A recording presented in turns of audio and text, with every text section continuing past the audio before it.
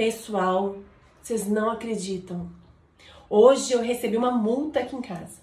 Uma multa. Tô bem chateada, mas eu vou usar esse acontecimento ruim a meu favor e vou explicar para vocês os requisitos ou elementos do ato administrativo. Competência, finalidade, forma, motivo e objeto. Vamos entender isso aí. A multa é um ato administrativo punitivo que está me punindo. E o ato administrativo, para ele se aperfeiçoar, para ele existir, ele deve respeitar esses elementos que eu falei com vocês. Primeiro elemento, competência. O agente público que editou aquele ato é competente para editar aquela medida? Aí você deve estar pensando, Prof, como que eu vou saber se o agente público é competente? Como que eu vou saber se ele é eficaz, se ele é bom de serviço? gente, a competência aqui não está falando se ele é bom de serviço, das qualidades do agente público, né? Não está falando disso não. Está falando da competência dos poderes, das prerrogativas que aquele agente possui. Ele tem poder para praticar aquele ato? Ele tem aquele poder? Se ele tiver, ok. No caso da multa, gente, eu fui multada por um policial que me viu, supostamente me viu, dirigindo o carro falando no celular. O policial, ele tem competência para editar uma multa de trânsito? Tem.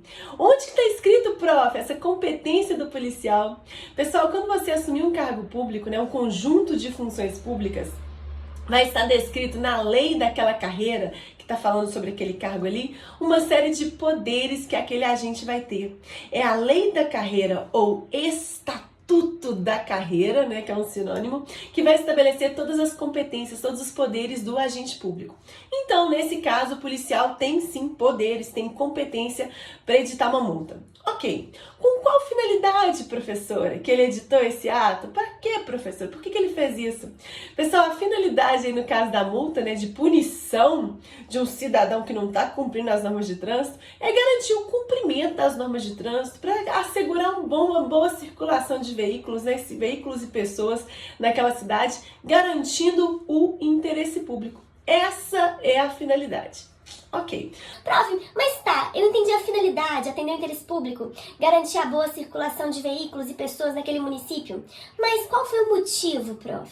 Gente, motivo de fato e motivo de direito. Motivo de fato, parece, ao que tudo indica, ao que o segundo policial, né, segundo o que ele diz, eu estava dirigindo falando no celular. Esse é o motivo de fato. Estava descumprindo as normas de trânsito. E o motivo de direito é aquela norma de trânsito ali que fala justamente dessa infração. Dirigir falando no celular. Beleza? Ok, esse é um motivo específico. Mas de que forma, prof, você foi multada? O policial, né, gente, ele registrou, né, aquela infração de trânsito, registrou. Aquele registro operou efeito junto ao órgão de trânsito e eu recebi na minha casa uma autuação daquela multa. Então, de forma escrita. Então, peraí, competência, finalidade, motivo, forma e o objeto. Pessoal, o objeto são os efeitos que aquele ato vai produzir, né? Nesse caso, eu vou pensar em qual que é o efeito que a multa vai produzir. Pega o verbo que está relacionado àquela atuação da administração e coloca ele no infinitivo. Multa. O que a administração pública está fazendo? Qual que é o efeito que ela vai produzir? Ela vai me multar. Multar, gente, esse que é o objeto do ato administrativo. Compreendeu então tudo isso? Prof, me fala algumas pegadinhas aí que envolvem esse exemplo. Gente, primeira pegadinha. Nem todo ato administrativo é o que? Editado na forma escrita. Quando nós temos um sinal de trânsito que está lá vermelho, aquilo ali é uma manifestação de vontade de quem?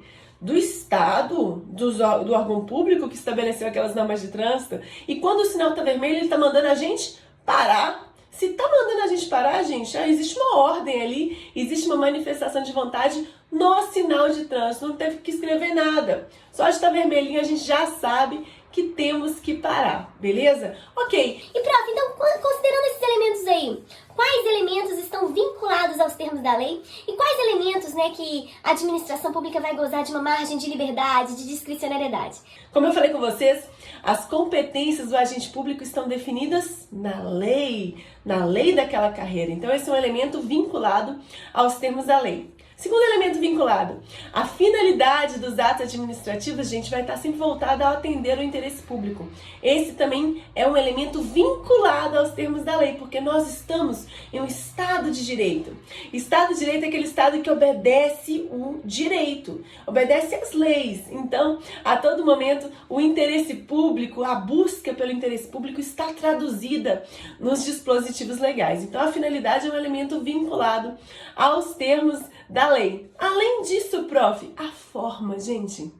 A forma, ela também é um elemento que está vinculado aos termos da lei, porque a lei vai estabelecer qual que é a forma que vai ser editada aquele ato administrativo.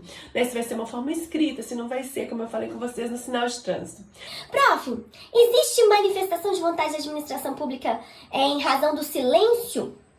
Tipo assim, a administração pública não falou nada, ficou em silêncio. O silêncio opera a manifestação de vontade?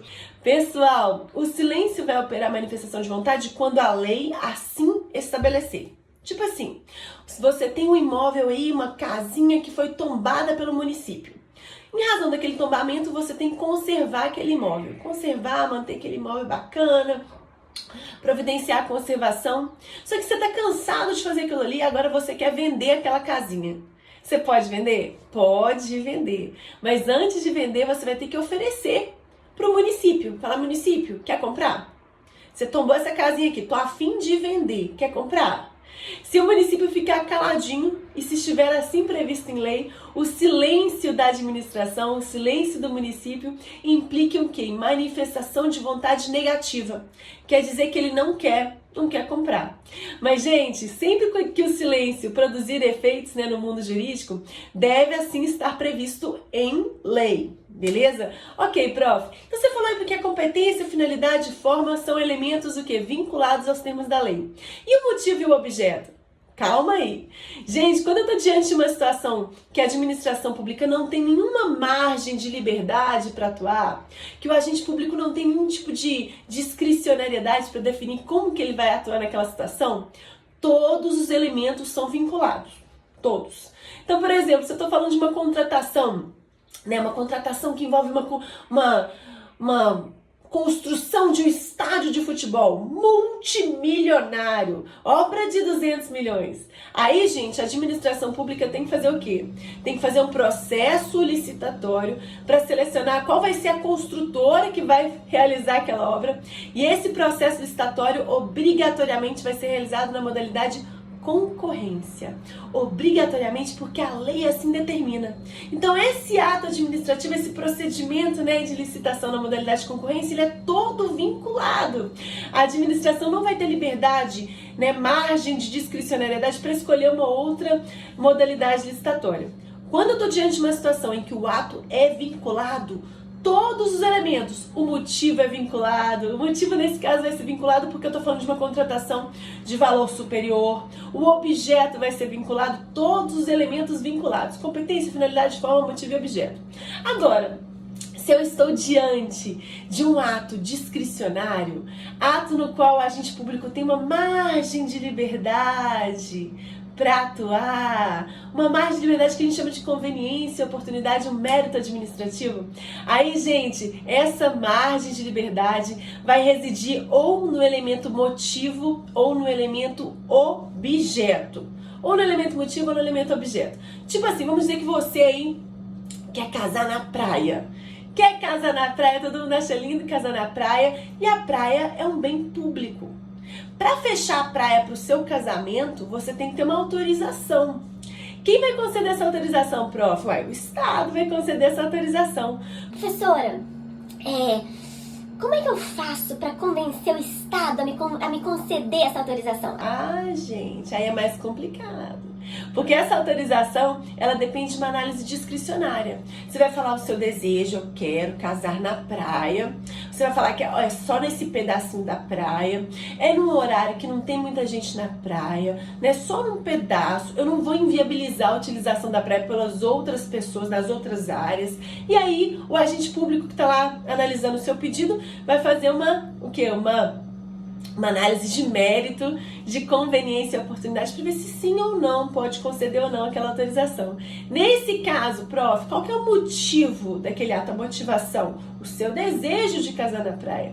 E a autorização vai produzir o qual que é o objeto do ato? Autorizar o seu casamento na praia. Vamos dizer que a administração não concedeu. Não concedeu. E apresentou o motivo. Não dá para fechar a praia de Ipanema 4 horas da tarde. Não dá. Não dá. Muita gente utiliza aquela praia. Não dá. Tá vendo que essa justificativa, esse motivo de que não dá, é um motivo que a administração pública usa de uma margem de discricionariedade? O agente público fala, ó, nesse horário não dá. Mas talvez numa terça-feira, num pedacinho só da praia, dá pra casar. Dá pra casar na praia de Ipanema. Tá bom? Essa análise discricionária, ela é importante. Então, para você não esquecer, se o ato for vinculado, todos os elementos são vinculados. Se o ato, porventura, for um ato discricionário, a discricionariedade vai residir ou no elemento motivo ou no elemento objeto, tá bom?